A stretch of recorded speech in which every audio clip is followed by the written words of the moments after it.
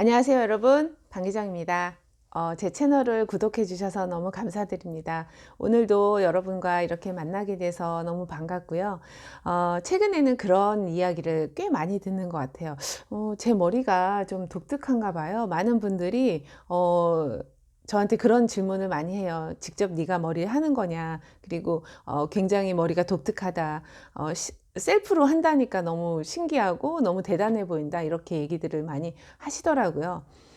한국에서는 이런 아름다운 어떤 화장 문화라든가 그리고 의복 이런 부분도 있지만 사실은 이 헤어 부분 같은 경우에도 이제 쪽을 지었죠. 그래서 이 쪽이라는 부분도 여러분들이 아시겠지만 이런 비녀를 꽂고 이런 그 부분들이 굉장히 그 어떤 한국의 전통적인 그런 바시미 미학에 포함되어 있는 내용들이에요.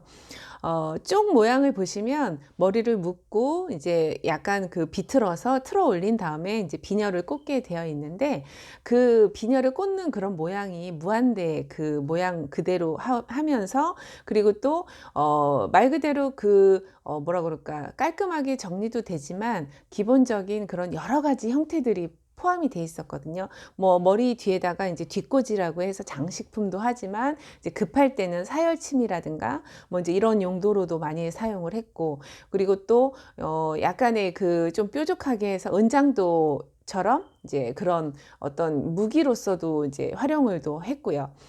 굉장히 이런 장신구, 헤어 장신구, 이제 수발 형태라고 하는데 그런 부분들에 대해서도 가끔씩 놀랄 때가 너무 많은 것 같아요. 요즘에 많은 뭐 부분들이 뭐 왁싱이라든가 그리고 또 뭐 쪽집게 이런 부분들도 많이 나와 있고 지금 현재도 뭐 동서양을 막론하고 이런 털 관리부터 이제 깨끗한 어떤 피부에 대한 그런 부분들 그리고 깔끔한 머리 형태 이런 부분들을 많은 문화에서 이제 볼 수가 있는데 한국 같은 경우에도 고조선 시대 에서도 이제 예전에 이제 유물이라든가 이런 것들을 보면 이제 쪽집게를 통해서 이제 이런 머리털이라든가 아니면 눈썹 이런 부분들을 관리했던 게 굉장히 잘 나와 있어요. 사실은 좀 놀랬던 부분은 여러 가지 화장의 이게 한국의 또 동양의 이제 화장 문화를 연구를 하면서 뭐 화장품이라든가 뭐 이런 빛 이런 부분들도 많이 이제 당연하게 삼국시대 때부터 있을 거라고 생각을 했지만 그 전에도 쪽집게라든가 이런 부분들은 원형이 많이 남아 있고 뭐 굉장히 많은 그런 유물들에 보면 뭐 귀비개부터 그리고 또 아까 말씀드렸던 헤어 이 뒷부분에는 뭐 떨잠 이렇게 꽂거나 아니면은 뒷꽂이라고 해서 귀비개나 아니면은 좀 뾰족한 부분에 뭐 은장도 또는 뭐 굉장히 그 다양한 형태의 그 평상시에 그 가지고 다닐 수 있는 부분들을 장신구로 활용을 했다라는 걸 알 수가 있고요. 뭐 이런 뭐 놀이개 이런 삼장 놀이개 이런 부분들도 뭐 향을 조금 넣어서 그 향 문화에 맞게끔 거기에 이제 자신의 그 향낭을 몇 개 갖고 있느냐가 이제 부의 상징이거나 아니면 본인의 어떤 그 독특한 개성을 나타낼 수 있는 그런 부분이었다고 합니다. 그리고 이제 그 조선시대나 이제 이런 때 오면은 우리가 이제 흔히들 알고 있는 틀의 머리를 가짜 머리를 전부 이렇게 얹어 가지고 굉장히 크게 머리 형태를 보이게 하는 걸 알 수가 있는데 이런 그 가채를 얹거나 아니면은 자신의 어떤 그런 그 부의 상징 부분을 그 가채 얹고 그 위에다가 굉장히 많은 장식품들을 얹음으로써 사치가 이제 극에 달해서 이제 중종을 이제 기점으로 해서 이제 전후로 우리는 이제 영정조 시대 때 이제 그 가채 금지령을 내리게 되죠. 그래서 이제 이런 깔끔한 이런 쪽머리라든가 이런 좀 심플한 그런 형태를 많이 하게 되는데 사실은 이런 그 수발 형태만 보더라도 이제 그 나라의 각 나라의 그런 문화라든가 그리고 풍습이라든가 그리고 정신사상 특히나 이제 이런 미학사상 어떤 것을 가장 아름답게 생각하는지 그리고 어떤 걸 가장 그 멋지다고 생각을 하는지 그런 부분들이 많이 녹아져 나와 있고 나와 있는 것 같아요.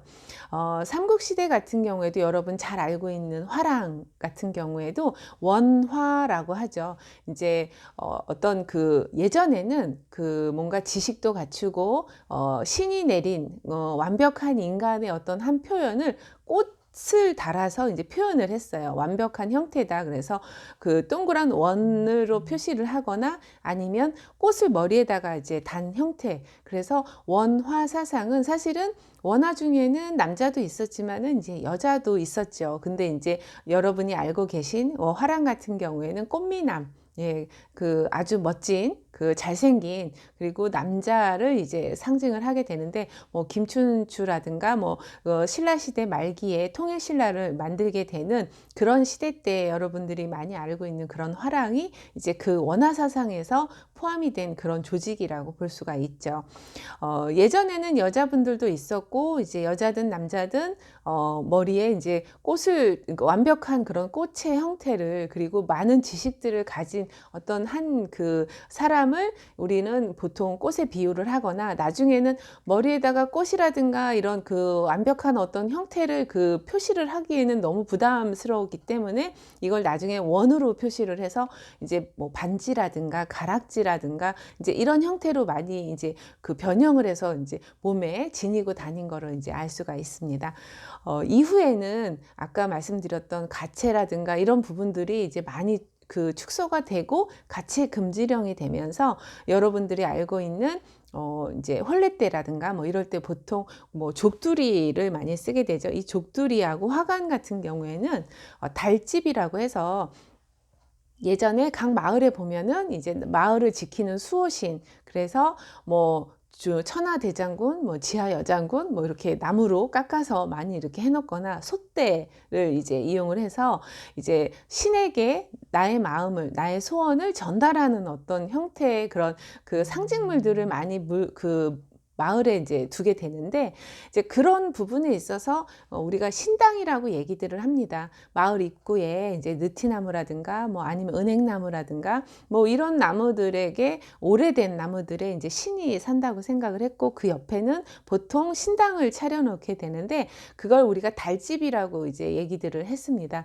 그래서 예전에 이제 시집을 가거나 혼례 때는 이제 화관을 하고 족두리를 쓰는 게 그런 어떤 그 집의 형태를 머리에 이고 어떤 한 남자에게 이제 시집을 가서 둘이 만나서 완벽한 어떤 한 형태가 돼서 우리가 잘 살아볼 그런 어떤 그 노력을 해보겠다라는 그런 표시로 족두리를 쓰고 시집을 갔다고 합니다.